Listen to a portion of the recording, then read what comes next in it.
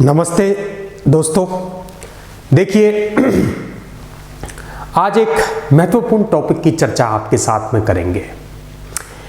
आप देखेंगे कि टीचिंग से संबंधित एग्जाम्स हों, चाहे अपने ग्रेड 1 की हो, ग्रेड 2 हो, रीट हो, या फिर नॉन टीचिंग से संबंधित विभिन्न प्रकार की एग्जाम्स हों, एसएससी हों, बैंक हों, रेलवे हों और विभिन्न प्रकार की कोई भी एग्जाम्स हों, सब में एक चीज आप देखेंगे उसका प्रभाव बढ़ता ही जा रहा है और दरअसल वो चीज है वोकैबुलरी।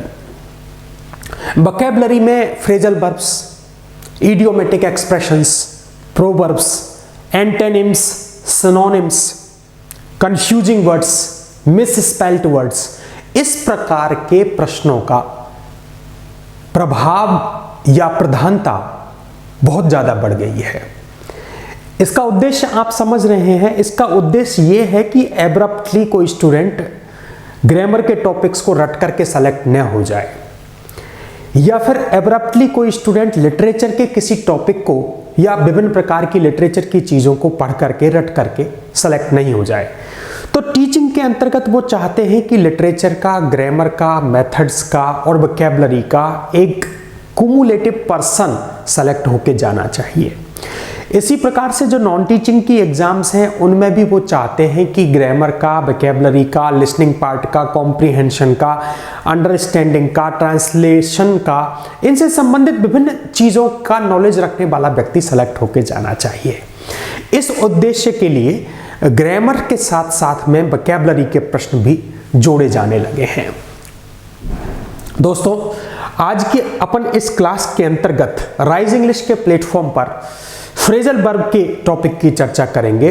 आप देखेंगे कि हमारे टीचिंग वाले एग्जाम्स में रीट ग्रेड 2, ग्रेड 1 के अंतर्गत 4-4, 5-5 क्वेश्चन आते हैं। 4-5 क्वेश्चन जब एक टॉपिक में से आ रहे हों तो उसको डेफिनेटली कंसंट्रेशन के साथ में करना होता ही है। तो देखिए माय डियर स्टूडेंट्स, इसमें है ना अपन को अच्छे से तैयारी करनी है और अच्छे से समझ लेना है, जिससे क्या है कि अपन सेकंड ग्रेड को अच्छे से क्रैक कर पाए। इडियोमेटिक एक्सप्रेशन और फ्रेजल वर्ब के 5-5, 4-4 questions every time when the exam is conducted they are asking. Phrasal verb जो है तो वर्ब जैसी ही, लेकिन वो फ्रेजल वर्ब है, यानी कि वर्ब का कॉम्बिनेशन है। अब इसका जो अर्थ है ना वो सामान्य से थोड़ा अलग होता है। सामान्य से थोड़ा अलग होगा तभी तो नंबर मिल रहे हैं। सामान्य वर्ब जो है उसके यूज करने के आपको अलग तरीके से नंबर मिलते हैं, लेकिन फ्रेजल वर्ब को जो है आपको यूज करना है, लेकिन साथ ही साथ में उसका अर्थ आना चाहिए। फ्रेजल वर्ब का जो क्वेश्चन है वो घुमा फिराकर यूसेज पर आधारित नहीं है, वो उसके अर्थ पे आधारित है। सामान्य वर्ब का प्रश्न तो उसके यूसेज पे आधारित है, जैसे I am going to market now. अब नाउ को यहां पे देख करके आपको एम गोइंग भरना है, प्रेजेंट कॉन्टिन्यूअस का यूज करना है। लेकिन फ्रेजल वर्ब जो है वो फ्रेजल वर्ब में आपको, जैसे गो इनटू एक शब्द आता है, गो इनटू, गो के साथ में इनटू जुड़ा हुआ है, इसका अर्थ क्या होगा? इसका अर्थ जो भी होगा, जिसको इन्वेस्टिगेट करना है या एग्जामिन करना है, जो इसका अर्थ होगा वो आपको अर्थ बताना होगा। तो बेसिकली साथियों, फ्रेजल वर्ब का जो प्रश्न है वो मीनिंग पर टिका हुआ रहता है, अर्थ पे टिका हुआ होता है। यहां पे एग्जामिनर आपसे अर्थ निकलवाना चाह रहा है। अब देखो, इसके अंतर्गत मैं बताऊं आपके लिए, जो फ्रेजल वर्ब का जो प्रश्न है, दरअसल इस फ्रेजल वर्ब के प्रश्न के अंतर्गत आपको मैं बताऊं, इसमें 2-3 तरीके से प्रश्न बनता है। इसमें 2-3 तरीके से प्रश्न बनता है। अब 2-3 तरीके वो कौन से हैं? देखो, पहला तरीका यह है कि फ्रेजल वर्ब आपको देंगे, उसका अर्थ आपसे पूछ लेंगे। फ्रेजल वर्ब आपको दी और उसका अर्थ आपसे पूछ लिया, या फिर एक सेंटेंस दे दिया, उसमें जगह खाली छोड़ दी और उसमें आपको भरवा लेंगे, है ना। तो इस तरह से वो प्रश्न पूछते हैं। देखो, फ्रेजल वर्ब का मीनिंग किस प्रकार से बनेगा, तो सबसे पहले तो देखो, ये एक्चुअली फ्रेजल वर्ब जो है ना, वो एक तो वर्ब, उसके साथ में एडवर्ब लगा हुआ होता है, या कई बार प्रपोजिशन लगा हुआ होता है, या फिर कई बार दोनों ही लग जाते हैं। एक वर्ब, उसके साथ में एडवर्ब लगा हो, या फिर उसके साथ में प्रपोजिशन लगा हो, या फिर उसके साथ में दोनों ही लगे हुए हों। तो उससे मिलकर के फ्रेजल वर्ब का जो है निर्माण होता है साथियों। फ्रेजल वर्ब उस सामान्य वर्ब से थोड़ा अलग अर्थ देगी, ये अपन चर्चा कर ही चुके हैं। तो देखो इसमें क्या होता है, फ्रेजल वर्ब के साथ में है ना आपको कई बार एडवर्ब लगा हुआ मिलता है, एडवर्ब लगा हुआ मिलता है, कई बार प्रपोजिशन लगा हुआ मिलता है। जैसे आप देखेंगे ग्रो, ये एक फ्रेजल वर्ब है। अब ये एक वर्ब है, इसके साथ में अपन लगा दें अप, ये आपका एडवर्ब हो गया, ये एडवर्ब हो गया। ग्रो अप, ग्रो अप का मतलब होता है विकसित हो जाना, अपने आप को डेवलप करना, अपने आप को डेवलप करके आगे बढ़ना। तो ये अब क्या है, एडवर्ब की मदद से ये वर्ब क्या है, फ्रेजल वर्ब बन रही है। एडवर्ब की मदद से ये वर्ब क्या बन रही है, फ्रेजल वर्ब बन रही है ना। जैसे दूसरा तरीका अपन देखें, देखिए ये एग्जांपल यहां पे दिख रहा है आपको, ये लुक एक वर्ब है और ये आफ्टर क्या है, ये प्रपोजिशन है, ये क्या है, प्रपोजिशन है। तो लुक के साथ में आफ्टर जो है यहां पे वर्ब और एक प्रपोजिशन की मदद से आपको क्या मिल रहा है, यहां पर एक फ्रेजल वर्ब। अब लुक आफ्टर का मतलब होता है देखभाल करना, देखभाल करना, किसी चीज की टेक केयर करना, किसी चीज की टेक केयर करना, किसी चीज की देखभाल करना, किसी चीज की परवाह करना, ठीक है ना। अब देखिए दोनों भी मिक्स करके चल सकते हैं अपन, दोनों को भी, जैसे एडवर्ब को और प्रपोजिशन को, दोनों को अपन मिक्स करके भी चल सकते हैं साथियों। अब देखिए पुट अप, देखो पुट अप मैंने नीचे से ही लिया है, ये नीचे इसमें विद नहीं था। अब देखिए अप जो है वो क्या है, एडवर्ब है, और ये विद क्या है, ये प्रपोजिशन है। तो दोनों को मिलाकर के भी फ्रेजल वर्ब बना सकते हैं। Put up with, put up with का मतलब हो गया किसी चीज को टॉलरेट करना, टॉलरेट करना, एंड्यूर करना, ठीक है ना। इसमें इसको देखिए एंड्यूर करना, एंड्यूर करना, ठीक है। तो ये अपने को समझना होगा इसके अंतर्गत, टॉलरेट करना, टॉलरेट करना। अब देखो फ्रेजल वर्ब जो है साथियों तीन तरीके से बन रही है माय डियर फ्रेंड्स। पहला तरीका फ्रेजल वर्ब के साथ में अपन एडवर्ब जोड़ते हैं, है ना। दूसरा तरीका फ्रेजल वर्ब के साथ में अपन प्रपोजिशन जोड़ दें। तीसरा तरीका दोनों को जोड़ दें और दोनों को जोड़ करके भी फ्रेजल वर्ब का निर्माण होगा। लेकिन मोटे तौर पर अपने को फ्रेजल वर्ब को सॉल्व करते समय यह बात याद रखनी है कि फ्रेजल वर्ब में अर्थ जो है थोड़ा अलग निकल करके आएगा। सामान्य रूप से वो अर्थ नहीं चलता जो अपन वर्ब दे रही है, वर्ब के अलावा उसमें अर्थ निकल करके आएगा। देखो इसी की अपन चर्चा करेंगे। अपन ने क्या है कि इसमें कुछ बेसिक क्वेश्चंस को सेलेक्ट किया है, कुछ आरपीएससी ने जो विभिन्न प्रकार के प्रश्न पूछे हैं पिछले कुछ वर्षों के दौरान, उनकी मैंने सोचा कि एक चर्चा अपन करें जिससे स्टूडेंट्स के मन में एक जो एक भय है इस टॉपिक को लेकर के, एक जबरदस्त भय है स्टूडेंट के मन में, वो दूर हो। तो देखो इसमें सबसे पहले verb plus adverb, verb plus adverb से मिलकर के जैसे ग्रो अप है ना, kids grow up, grow up का मतलब विकसित हो जाना। You shouldn't give in, give in है ना, ये इन जो है यहां पर क्या है साथियों, ये इन जो है वो एडवर्ब है। ऊपर वाले एग्जांपल में आप देखेंगे ये अप क्या है, एडवर्ब। तो पहले जो है ना वर्ब के साथ में एडवर्ब मिलकर के इसको पार्टिकल भी बोलते हैं, इसको पार्टिकल भी, ओल्ड इंग्लिश के अंतर्गत इसको पार्टिकल भी बोला जाता है, पर्टिकुलरली फ्रेजल वर्ब के मामले में। तो फ्रेजल वर्ब में आप देखेंगे गिवन का मतलब होता है सरेंडर, गिवन का मतलब होता है सरेंडर। तो ये देखेंगे आपकी फ्रेजल वर्ब किस प्रकार से अलग अर्थ दे रही है। तो पहला जो तरीका है ना, वर्ब के साथ में अपन क्या मिला रहे हैं, वर्ब के साथ में एडवर्ब मिला रहे हैं, मैंने आपको स्टार्टिंग में ही बताया था। दूसरा तरीका देखो, वर्ब के साथ में क्या मिला रहे हैं, प्रपोजिशन, वर्ब प्लस प्रपोजिशन मिलकर के फ्रेजल वर्ब का निर्माण करेगी। देखो एग्जांपल देखो आप यहां पे, rain into, rain plus into. अब इनटू क्या है, प्रपोजिशन है, प्रपोजिशन है। मूल जो वर्ब थी ये थी रन, रन की सेकंड फॉर्म हो गई रेन। तो रेन इनटू, रेन इनटू ये सेकंड फॉर्म के रूप में इस्तेमाल हुआ है, second form of the verb. अब रेन इनटू का मतलब होता है कोलीड विद, कोलीड विद, किसी के साथ में किसी की भिड़ंत हो जाती है ना, उसको बोलते हैं अपन रेन इनटू। अब देखिए टेक्स आफ्टर, टेक एक वर्ब है और आफ्टर क्या है, एक प्रपोजिशन है। तो तो टेक के साथ में आफ्टर मिलकर के एक फ्रेजल वर्ब का निर्माण हुआ है। अब सी जो है प्रेजेंट सिंपल के अंतर्गत यूज कर रहे हैं, सिंगुलर है इसलिए यहां पर एस या ईएस का अपन ने प्रयोग कर दिया। टेक्स आफ्टर जो है वो यहां पर फ्रेजल वर्ब। अब टेक्स आफ्टर का मतलब क्या होता है साथियों? रिजेंबल होता है। क्या होता है साथियों? रिजेंबल होता है। रिजेंबल का मतलब होता है मिलना, सकल मिलना जो है उसको टेक आफ्टर बोलते हैं, है ना। अब ये जो शुड के साथ में नहीं, स्टैंड बाई के साथ में ये आया, स्टैंड बाई। स्टैंड बाई का मतलब होता है सपोर्ट। स्टैंड बाई का मतलब क्या होता है साथियों? सपोर्ट होता है। तो स्टैंड बाई जो है सपोर्ट के लिए यहां पर आया है। बाई जो है एक प्रपोजिशन के रूप में आया। तो मैं आपको कह रहा था ये दूसरा तरीका जो है वो भी एडवर्ब के साथ में आप प्रपोजिशन भी लगा सकते हैं, अलग से भी लगा सकते हैं। अब दोनों को मिक्स करके देखेंगे अपन। यहां पर एडवर्ब के साथ में आपको प्रपोजिशन भी मिलेगा। जैसे देखिए put up with, put up with. अब इसके साथ में ये अप जो आ रहा है साथियों वो क्या हो गया? एडवर्बियल हो गया। विद क्या हो गया? प्रपोजिशन हो गया। दोनों को मिला रहे हैं तो एडवर्ब प्लस प्रपोजिशन दोनों को मिलाकर के बना रहे हैं यहां पे। और ये फ्रेजल वर्ब जो है एडवर्ब प्लस प्रपोजिशन दोनों की मदद से बन रही है, ठीक है ना। पुट अप विद का मतलब होता है ना, किसी चीज को एंड्यूर करना, है ना, सहना, सहन करना,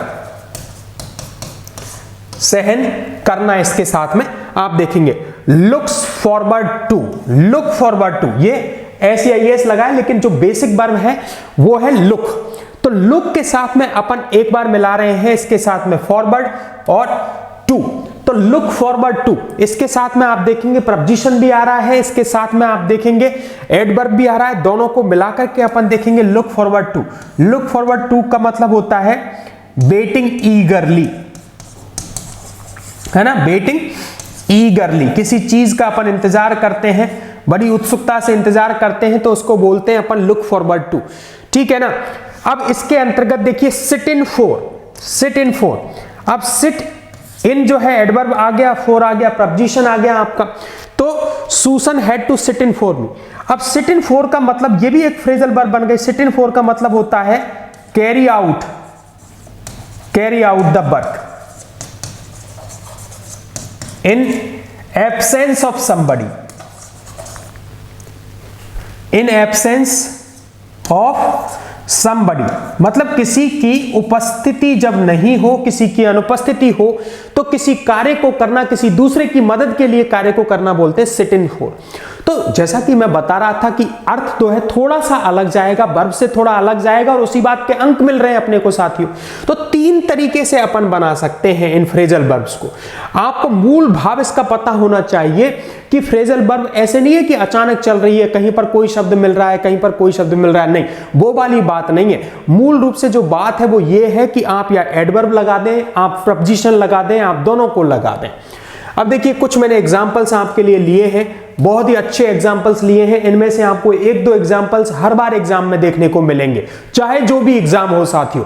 तो देखो टर्न अप। अब टर्न अप का मतलब क्या होता है?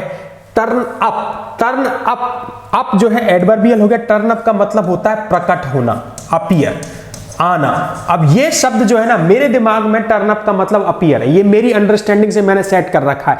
उसी प्रकार से आपको भी टिप्स एंड ट्रिक्स में सिखाऊंगा साथियों, जब अपन डिटेल में चर्चा करेंगे फ्रेजल वर्ब की। लगभग 150 फ्रेजल वर्ब्स को अपन बिल्कुल आपको रटवाएंगे, उनको क्लियर करवाएंगे, उनका कॉन्सेप्ट समझाएंगे आपके लिए।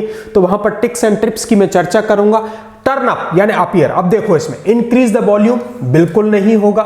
अराइव अनएक्सपेक्टेडली, बिल्कुल इसको देखते हैं। टर्न अराउंड, टर्न अराउंड तो अपने आप में ही एक फ्रेजल वर्ब है, आपको दिख रही होगी।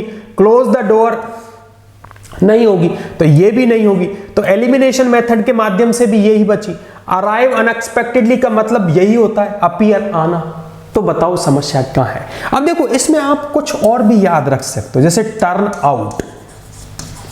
टर्न आउट का मतलब होता है प्रोड्यूस करना, पैदा करना, बनाना, उत्पादित करना। Turn out. एक शब्द आता है टर्न इन, खूब पूछा जा रहा है आजकल। टर्न इन का मतलब होता है go to bed. Turn in का मतलब होता है गो टू बेड। ये दोनों तो बहुत ही इंपॉर्टेंट है। टर्न आउट तो बहुत ही ज्यादा इंपॉर्टेंट है, अक्सर एग्जाम्स में बना रहता है टर्न आउट, है ना। तो अब देखिए टर्न अप हो गया आपका, बड़ा इजी था। अगला देखिए 8-10 फ्रेजल वर्ब लेते हैं, समझते हैं उनको। सेट ऑफ, बहुत ही अच्छा है सेट ऑफ। अब सेट ऑफ जो होता है ना, जब अपन कोई यात्रा प्रारंभ करते हैं ना, उसके लिए अपन सेट ऑफ बोलते हैं ना, they are setting off the US. जैसे किसी क्षेत्र विशेष की तरफ जाते हैं अपन तो उसको बोलते हैं सेट ऑफ। सेट ऑफ का मतलब होता है begin a journey. Turn off ये तो बंद करने के लिए हो गया, स्विच ऑफ के लिए। सेट ए टाइमर ये होगा नहीं। Put on clothes, put on का मतलब होता है पहनना, पुट ऑन का मतलब होता है पहनना, तो ये भी नहीं होगा, तो बिगिन ए जर्नी। इसमें एक शब्द और आता है, देखो मैं बताऊं आपके लिए, सेट इन। सेट इन, सेट इन जो है ना वो किसी मौसम के प्रारंभ के लिए हो ना, जैसे बिगिनिंग ऑफ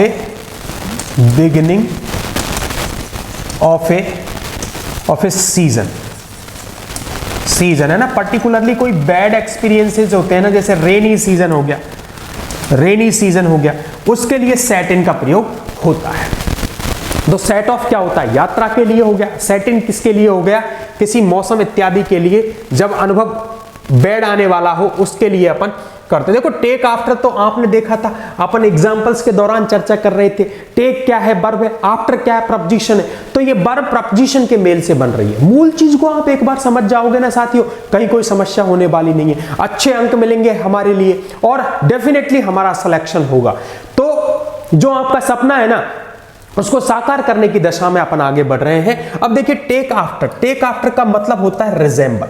टेक आफ्टर का मतलब होता है रिजेंबल, किसी व्यक्ति से कोई व्यक्ति मिलता है तो उसको बोलते हैं अपन रिजेंबल। जैसे रिट्रैक्ट स्टेटमेंट बिल्कुल नहीं होगा, रिजेंबल एक शब्द से ही हो जाते हैं कई बार तो फ्रेजल वर्ब बिल्कुल। Resemble a family member, family member से रिजेंबल करना, ये देखो बिल्कुल सिंपल। रिमूव किसी चीज को हटाना नहीं, फॉलो समवन क्लोजली नहीं। तो एलिमिनेशन मेथड के माध्यम से भी अपन जो है क्वेश्चंस को कर सकते हैं। एक सेपरेट क्लास, एक सेपरेट अपन टॉक आयोजित करेंगे आपके लिए जिसमें एलिमिनेशन मेथड की चर्चा करेंगे साथियों। बिल्कुल सोलली वो बिल्कुल एलिमिनेशन मेथड के ऊपर कॉन्सेंट्रेट होगी वो क्लास, उसमें अपन डिटेल से चर्चा करेंगे कि एलिमिनेशन मेथड को कैसे अपन अप्लाई करेंगे। अब देखो यहाँ पे टेक आफ्टर का मतलब हो गया रिजेंबल, परिवार के सदस्यों से जो है मैच करते हैं अपन। अब देखिए गिवन, गिवन बहुत अच्छा है। गिवन जो होता है ना, गिवन का मतलब होता है सरेंडर करना, किसी चीज के सामने झुक जाना। देखो दोनों अलग अलग चीजें। गिव अप, गिव अप का मतलब तो होता है किसी चीज को त्यागना, रेलिंक्विश है वो, किसी चीज को त्यागना। इसमें बहुत ज्यादा कंफ्यूजन है, स्टूडेंट्स अक्सर पूछते रहते हैं इस प्रश्न को। तो माय डियर देखिए आप इसमें है ना कंफ्यूज नहीं होना है अपने को। गिव इन का मतलब होता है सरेंडर करना और गिव अप का मतलब होता है किसी चीज को त्यागना। यहां पर झुकने वाली बात है, यहां पर मन से आप किसी चीज को त्याग रहे हो, तो both of the things are different. बिल्कुल कंफ्यूज मत होइए मेरे दोस्तों। और इसको अपन देखें, गिव इन का मतलब सरेंडर और yield. Give away something, give away का मतलब तो होता है डिस्ट्रीब्यूट साथियों। गिव अवे का मतलब होता है डिस्ट्रीब्यूट करना, किसी चीज को बांटना, किसी चीज को बांटने को बोलते हैं अपन डिस्ट्रीब्यूट करना, गिव अवे है ना। गिव समवन ए गिफ्ट ये तो होगा ही नहीं, गिव ए प्रेजेंटेशन ये भी नहीं होगा। तो यहां पे उत्तर क्या हो गया साथियों, क्या हो गया साथियों, सरेंडर और यील्ड वाली बात है, ये झुकना। यील्ड का मतलब भी क्या होता है, झुकना। यील्ड का मतलब भी होता है झुकना। तो ये अपने को याद रखना है, इसको अपने को याद रखना है, भूलना नहीं है। अब देखिए अपन आगे चले तो और एग्जाम्पल के तौर पर अपन देखें, हमारे सामने रन आउट ऑफ बहुत ही अच्छा है, इसको इंपॉर्टेंट टिक कर लें अपन। बहुत ही शानदार एग्जाम्पल के रूप में अक्सर हमारे सामने आता है रन आउट ऑफ, और स्टूडेंट कंफ्यूज भी हो जाते हैं इसमें। रन आउट ऑफ का मतलब क्या, दौड़ना तो नहीं है, नहीं बिल्कुल नहीं, दौड़ना है ही नहीं। यहां पर रन आउट ऑफ का मतलब होता है कि कोई चीज का जब स्टॉक जो होता है ना हमारे साथ में समाप्त हो जाता है ना। जैसे हमारा पानी है वो समाप्त हो गया, जैसे हमारी बैटरी है वो समाप्त हो गई। तो कोई चीज जब समाप्त हो जाती है, गाड़ी के अंतर्गत, बाइक के अंतर्गत पेट्रोल समाप्त हो जाता है तो उसको बोलते हैं रन आउट ऑफ, है ना। My bike is running out of petrol, या my bike has run out of petrol, तो उसके रूप में आपको यूज करना है। फिनिश ए टास्क नहीं, बिल्कुल नहीं। रन इन सर्किल्स बिल्कुल नहीं। कंप्लीट एन एक्टिविटी बिल्कुल नहीं। Exhaust supply, exhaust supply. अब देखिए कंप्लीट एन एक्टिविटी जो होता है, कोई वर्क जो होता है उसको समाप्त करने के लिए, मैं एक क्लास के अंतर्गत अभी चर्चा की थी आपसे, तो उसको अपन इडियोमेटिक में बोलते हैं कॉल इट ए डे। क्या बोलते हैं साथियों? Call it a day. यानी कि जब अपन का कोई कार्य समाप्त हो जाता है, क्लास समाप्त हो जाती है, तो अपन कहते हैं call it a day, let's call it a day. तो रन आउट ऑफ का मतलब होता है कि जब अपनी एग्जॉस्ट यानी समाप्त हो जाए, सप्लाई यानी जो सप्लाई है या स्टॉक है वो समाप्त हो जाए, तो उसको बोलते हैं रन आउट ऑफ। उसको क्या बोला जाता है साथियों? रन आउट ऑफ बोला जाता है माय डियर। आगे देखिए, अब देखिए ये दूसरे प्रकार से क्वेश्चन आ रहा है। अब यहां पर यूसेज का प्रश्न आ रहा है। आपको you will be given a sentence, आपको एक सेंटेंस दे दिया, अब सेंटेंस में जगह खाली छोड़ दी, अब उसमें मीनिंग के हिसाब से आपको भरना है। थोड़ा डिफिकल्ट हो सकता है, लेकिन कठिनाई ऐसी भी नहीं कि अपन नहीं कर सकते। देखिए समझिए इसको, अपने को समझना है। एक एक शब्द को देखें, नोट लग रहा है कि नहीं लग रहा, नोट पर विशेष ध्यान रखें एग्जाम में। मैं अक्सर स्टूडेंट से कह रहा हूं नोट पर विशेष ध्यान रखें, क्योंकि नोट बीच में रख देते हैं, उससे पूरा की पूरा सेंटेंस का मीनिंग और डिमांड अलग हो जाती है। Due to a sudden change in plans में थोड़ा अचानक परिवर्तन हुआ। वी हैड टू, अब हमें कुछ करना पड़ा। हैड टू का मतलब वही कंपल्सन वाली बात आ रही है, has to, have to, had to का मतलब ये पास्ट में जा रही है साथियों। Our meeting until next week, तो हमें हमारी मीटिंग को जो है पोस्टपोन करना पड़ा, मुलतवी करना पड़ा, खिसकाना पड़ा, वो वाला बहावा इसके अंतर्गत आ रहा है। अब देखिए पुट अवे का मतलब क्या होता है ये देखना पड़ेगा। तो देखो पुट अवे का मतलब होता है किसी चीज को अपन दूर करते हैं ना, किसी चीज को कीप अवे करते हैं, किसी चीज को दूर करते हैं, तो उसको बोलते हैं अपन पुट अवे। पुट आउट का मतलब होता है किसी चीज को बुझाना, एक्सटिंग्विश। जैसे आग जल रही है उसको बुझाना, तो उसको बोलते हैं पुट आउट। पुट ऑफ का मतलब होता है पोस्टपोन। क्या होता है साथियों? पोस्टपोन होता है। पुट ऑफ का मतलब क्या हो गया साथियों? पोस्टपोन हो गया। और पुट अप का मतलब हो गया रेज। कोई बिंदु होता है, कोई मौका होता है, कोई इश्यू होता है, उसको उठाना, उसको बोलते हैं अपन रेज। तो यहां पर जो है भाव किसका आ रहा है साथियों? पुट ऑफ का आ रहा है, पोस्टपोन का आ रहा है, मीटिंग को आगे खिसकाने का भाव आ रहा है। तो उसके लिए अपन को सही ऑप्शन कौन सा रखना पड़ेगा? Put off. तो यहां पर क्या हो गया साथियों? ये हो गया आपका पुट ऑफ। अब इसका अर्थ निकालें आप। Due to a sudden change in the plan में कुछ परिवर्तन हुआ। We had to put off our meeting, हमें मीटिंग को पोस्टपोन करना पड़ा नेक्स्ट वीक के लिए। कहां समस्या बताओ? तो अगर अपन करेंगे, समझ करके चलेंगे, तो कहीं कोई समस्या आने वाली नहीं है, किसी भी प्रकार की समस्या आने वाली नहीं है। बस थोड़ा सा धैर्य के साथ में अपने को देखना पड़ेगा और किसी भी प्रकार की समस्या हमें नहीं आएगी इसके अंतर्गत। अब देखो वही सेंटेंस के ऊपर आधारित ये अगला प्रश्न आया। द डिटेक्टिव का मतलब होता है जासूस। वोकैबुलरी के अंतर्गत वोकैबुलरी अच्छी होनी चाहिए। वोकैबुलरी के प्रश्नों में एलिमिनेशन से भी प्रश्न होगा, वोकैबुलरी के प्रश्नों में आपके कॉमन सेंस, आपके कॉमन नॉलेज से भी प्रश्न होगा। लेकिन बस बात इतनी सी है कि उसमें थोड़ा सा अपने को धैर्य रखना पड़ेगा और वोकैबुलरी चाहिए। अपने पे शब्द नहीं आएंगे तो गलती होगी।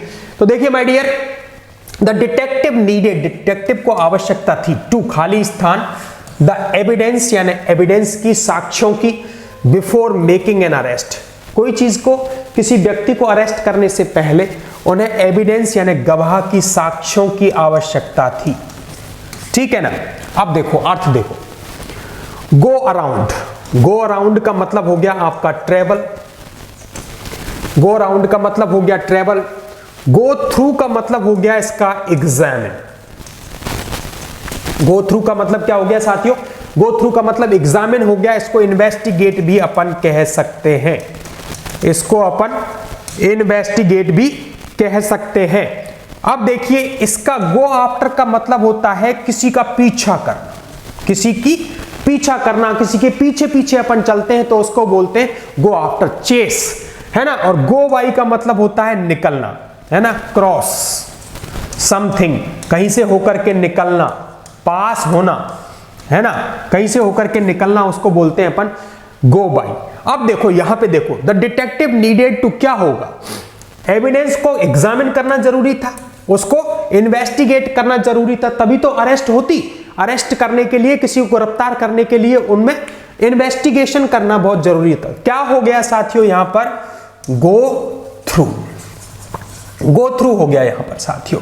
तो बड़ा इजी है, कहीं पर कोई समस्या नहीं है, किसी भी प्रकार की कोई दिक्कत नहीं है।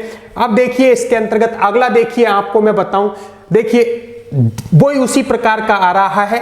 Despite his habit he eventually had to smoking, उसकी आदत थी। डिस्पाइट यानी के बावजूद, डिस्पाइट का मतलब के बावजूद। ये वाला जो डिस्पाइट ऑफ, इंस्पाइट ऑफ का प्रयोग आपको सिखाएंगे। सिंपल, कॉम्पाउंड, कॉम्प्लेक्स के अंतर्गत इसका बहुत ज्यादा प्रयोग होता है।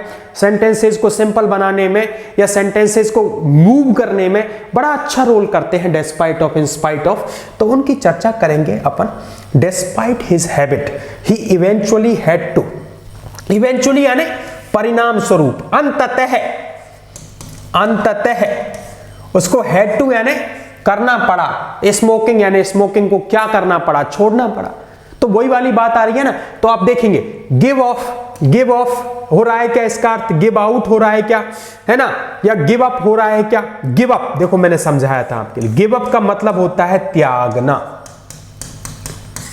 इसका मतलब होता है रेलिंक्विश, ठीक है ना। और गिवन का मतलब हो गया आपका सरेंडर, है ना, या यील्ड,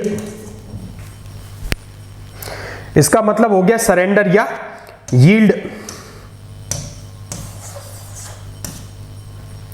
ठीक है ना। तो इसका मतलब हो गया सरेंडर या यील्ड। और गिव आउट का मतलब हो गया डिस्ट्रीब्यूट हो गया साथियों। गिव आउट का मतलब क्या हो गया, डिस्ट्रीब्यूट। और गिव ऑफ का मतलब हो गया रिलीज। तो देखो यहां पर है ना, आपका सबसे मोस्ट अप्रोप्रिएट क्या हो रहा है, गिव अप हो रहा है। क्या हो रहा है, गिव अप हो रहा है। तो उससे क्या है, अपना प्रश्न हो रहा है सॉल्व। कहां पर दिक्कत आ रही है, किसी भी प्रकार की कोई दिक्कत नहीं है साथियों, बड़ा नॉर्मल प्रश्न था। अब देखिए ये अगला प्रश्न अपन देखते हैं। तो गेट ओवर, गेट ओवर का अर्थ क्या होगा। गेट ओवर जो है ना, गेट ओवर का मतलब होता है कोई बीमारी से अपन बाहर निकलते हैं, है ना, ठीक होकर के, बुखार से, खांसी जुकाम से, किसी पीड़ा से, तो उसको बोलते हैं गेट ओवर, है ना। जैसे have you got over from your illness, जैसे have you got over from your illness, ठीक है साथियों। तो यहां पर रिकवर फ्रॉम इलनेस वाला, अक्वायर ए न्यू पोजेशन बिल्कुल नहीं होगा, move over to a different place नहीं होगा, अंडरस्टैंड ए डिफिकल्ट कॉन्सेप्ट ये भी। तो ये गेट ओवर जो है इसके अंतर्गत आएगा, रिकवर फ्रॉम एन इलनेस, बीमारी से ठीक होने के भाव के अंतर्गत अपन इसका प्रयोग करते हैं। और ये देखिए पुट अप विद, ये स्टार्टिंग में भी आया था, इसके अंतर्गत आप देखेंगे ये फ्रेजल वर्ब जो है, इसमें आपको एडवर्ब भी मिल रहा है, प्रपोजिशन भी मिल रहा है, और मोस्ट इंपोर्टेंट भी है, अक्सर पूछे जाने वाली फ्रेजल वर्ब। अब इसके अंतर्गत एंड्योर वाली बात है, मैंने आपको बताया था किसी चीज को टॉलरेट करने वाली बात है। तो यहां पे देखो आपको बिल्ड असेंबल समथिंग नहीं sir, tolerate something, tolerate something unpleasant, किसी चीज को। अब देखो टॉलरेट शब्द नहीं भी मिले आपको, टॉलरेंस मिल जाएगा, वो भी मिल सकता है, वो भी नहीं मिलेगा तो एंड्यूर मिल सकता है, आपको एंड्यूर मिल सकता है इसके अंतर्गत। ऑफर असिस्टेंस नहीं, बिल्कुल नहीं। अरेंज फॉर अकोमोडेशन ये भी नहीं। तो इस प्रकार से आप देखेंगे कि बहुत इजी फ्रेजल वर्ब रहती हैं जिनको अपन आसानी से कर सकते हैं। फ्रेजल वर्ब के क्वेश्चंस हमेशा एग्जाम में बने रहते हैं।